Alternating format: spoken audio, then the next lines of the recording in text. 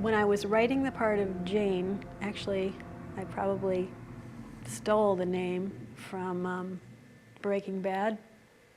You know, the character Jane? I was thinking of that actress, Kristen Ritter, when I wrote that part. I wanted her to be very laconic and, you know, not showing her cards and not respecting the people around her.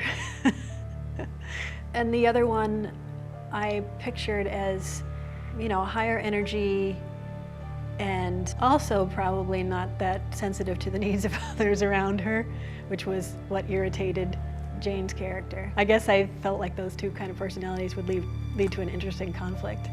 I liked that it was playing with the genre, you know, he's trying to get some comedic timing and comedic beat to horror or like a ghost story genre. And so that was interesting to me, and that was the goal, to try to do both a comedy and a horror and try to do it at the same time and see if I could pull it off. I was inspired. Do you remember the old Avengers TV show? Well, it was a show from the 60s, and you know, I was quite young when it was on. One theme in that show you saw fairly regularly was something that appeared to be supernatural that had a logical explanation at the end. So I think I kind of borrowed that theme from that show, although in our director, Christopher's vision of this, there is not a logical explanation at the end. He threw that in. It was more comedy than it was horror, and I was trying to kind of bridge that gap between the two and kind of like bring the levels kind of even.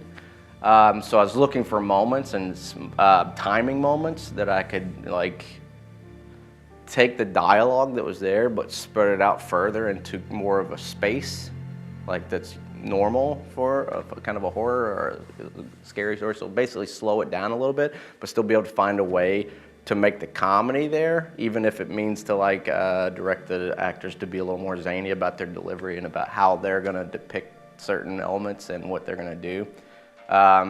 And then also, I thought that like it needed like an ending like stamp of you know, kind of like a spook at the end, and also a little wink back at the story itself instead of at the audience, but back at the story itself, or even the characters involved in the story, to say, you know, it might not be what you think it is. You know, you think you might be messing with her, but the house actually might be messing with you. You know? Isn't that very classic in teen horror? The ones that are doing, you know, things that are forbidden, having premarital sex, or, you know, doing drugs or being mean in some way to some, then they get killed.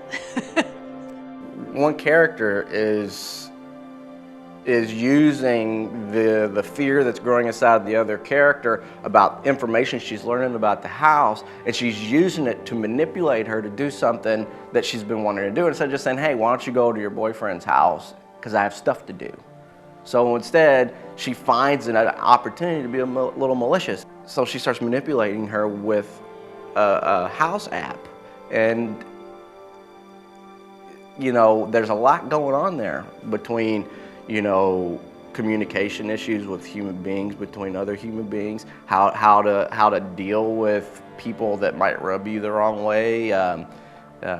Even deeper is, you know, the connection between using technology for good or using technology for bad, and where the break is. I mean, there's a lot of, I mean, if you peel the onion back, there's a lot of layers that you can really go, you know, this is, you know, the horror genre, if you dig deeper, you could take a lot of these aspects and go way into that kind of dark realm of, and it's been done like thousands of times in thousands of different movies, using these elements and really going strictly horror, you know, and how dark some of those, you know, human conditions are, you know, and but then to also look at it like, you know, Abbott and Costello kind of odd couple kind of situation to bring the comedy out. I mean, it works. So I hope that people are entertained however it comes out, whatever type of tone it has. I certainly wrote it to be comedic,